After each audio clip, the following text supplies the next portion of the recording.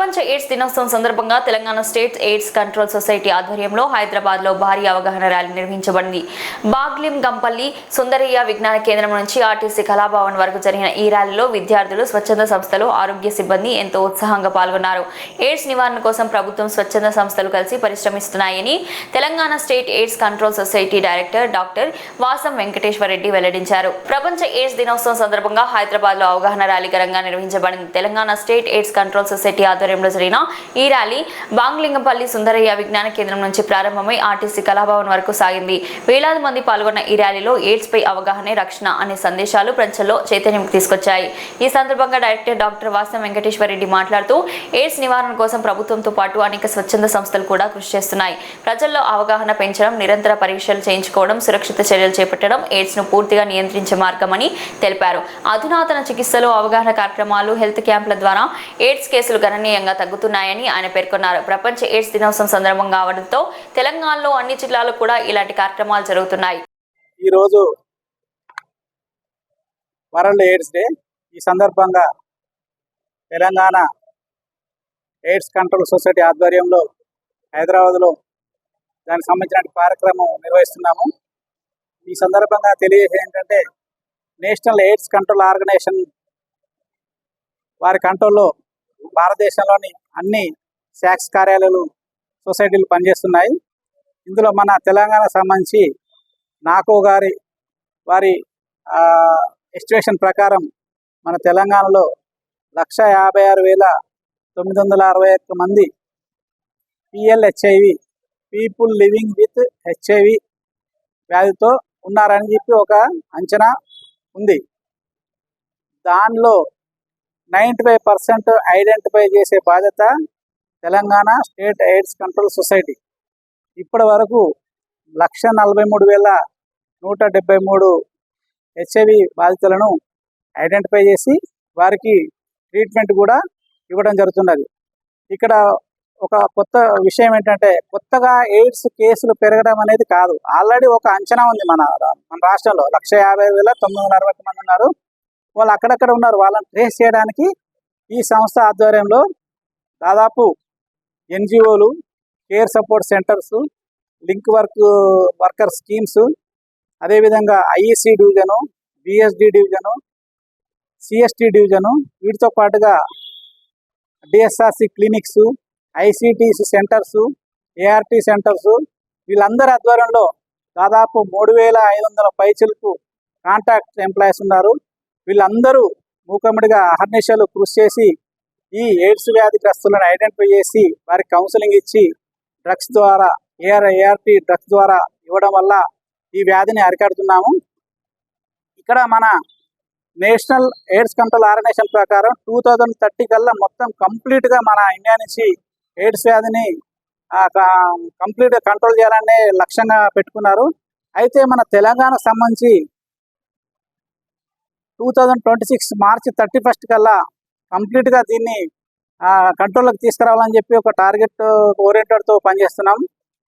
దీనికి సంబంధించి ఇందాక చెప్పినట్టుగా స్వచ్ఛంద సంస్థలు ఏంటి, ఇందులో పనిచేస్తున్న సిబ్బంది ఏంటండి, అన్ని రకాల డివిజన్స్లో అందరూ కలిసి ఈ టార్గెట్ను ఇప్పటికే ఆ 156,961 మందిలో 91.2% దాదాపు 143,173 మందిని ఐడెంటిఫై చేసి వాళ్ళకు ట్రీట్మెంట్ ఇస్తున్నాము.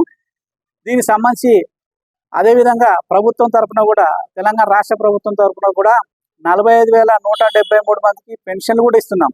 అంటే రాష్ట్ర ప్రభుత్వం ఆదుకుంటున్నది.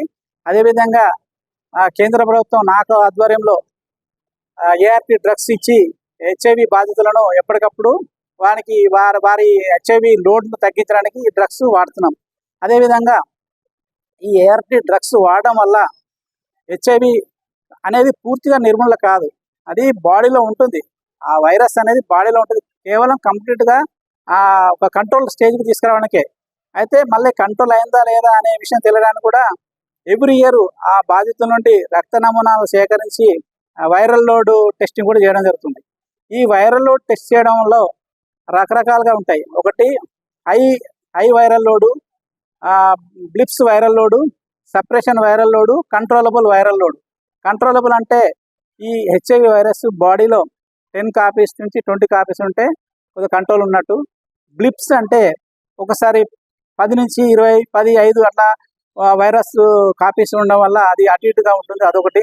హై వైరల్ అంటే more than 1 lakh copies virus ఉంటే మాత్రం ప్రాణానికే ప్రమాదం. కంట్రోలబుల్ అనేది బిలో 10 ఉంటే సేఫ్గా ఉంటాడు. హెచ్ఐవి అనేది రాగానే అదేదో ప్రాణాంతకమైనది కాదు.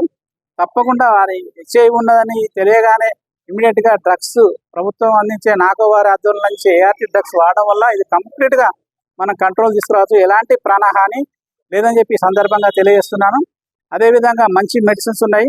ఇది కాకుండా ఇప్పటికే ఆ టార్గెట్లో 156,961లో టార్గెట్ 143, 173 పోగా మిగిలిన వాళ్ళు కూడా కొందరు అందరూ ఈ గవర్నమెంట్ హాస్పిటల్ ఏఆర్టీ సెంటర్కు రాకుండా కొందరు హోమియోపతి ట్రీట్మెంట్ తీసుకుంటున్నారు, మరి కొందరు ఆయుర్వేద ట్రీట్మెంట్ తీసుకుంటున్నారు, కొందరు యుద్ధ సీనాని ఇట్లా రకరకాలుగా వెళ్తున్నారు. అయితే నేను సజెస్ట్ చేసిందంటే అవి కూడా తగ్గు చేస్తాయి. కానీ ఈ వ్యాధి ఉందని తెలియగానే ఇమీడియట్గా మంచి డ్రగ్స్ ఏంటంటే ఏఆర్పి డ్రగ్స్. ఏఆర్వి డ్రగ్స్ తీసుకోవడం వల్ల ఇమీడియట్గా వైరల్ మనం సప్రెస్ చేయడం వల్ల తిరిగి యథావిధిగా నార్మల్ లైఫ్లో జీవించవచ్చు. ఎలాంటి ప్రాణహాని ఉండదు. CD4 లెవెల్స్, ఇమ్యూన్ పవర్స్ పెరుగుతాయి. ఈ వైరల్ లోడ్ తగ్గడం వల్ల సాధారణంగా మళ్ళీ జీవించే అవకాశం ఉంది. ఇప్పటికే ఇలాంటి చర్యలు చేపట్టడం వల్ల డెత్ రేట్ కూడా చాలా తగ్గిపోయింది. 2023లో 0.44% ఉన్నది. ఇప్పుడు 2025 నాటికి 0.41% కూడా తగ్గిపోయింది. అదేవిధంగా ప్రభుత్వం కానీ, రాష్ట్ర ప్రభుత్వం కానీ, కేంద్ర ప్రభుత్వం కానీ, టీజీ శాక్స్ నాకు ఆధ్వర్యంలో ఎయిడ్స్ వ్యాధిగ్రస్తులను ఐడెంటిఫై చేసి వారికి మెరుగైన ట్రీట్మెంట్స్ ఇచ్చి ఆరోగ్య తెలంగాణగా తీర్చిదిద్దాలన్నది ముఖ్యము. తెలంగాణ రైజింగ్ 2047లో ఏదైతే ఉందో అది ఒక హెల్త్ కూడా మేజర్ అంశం. ఎయిడ్స్ అనేది ప్రాణాంతకం కాదు. అసలు ఎయిడ్స్ ఉందన్న విషయం కనీసం అతనికి తెలిస్తే చాలు, ఇమీడియట్గా కౌన్సిలింగ్ ఇచ్చి, టెస్టింగ్ చేసి, డ్రగ్స్ ఇచ్చి, వైరల్ లోడ్ సప్లై చేయడం వల్ల తిరిగి అతను నార్మల్ లైఫ్గా మనం జీవించే అవకాశం ఉంటుంది. అదేవిధంగా ముఖ్యంగా గర్భిణీ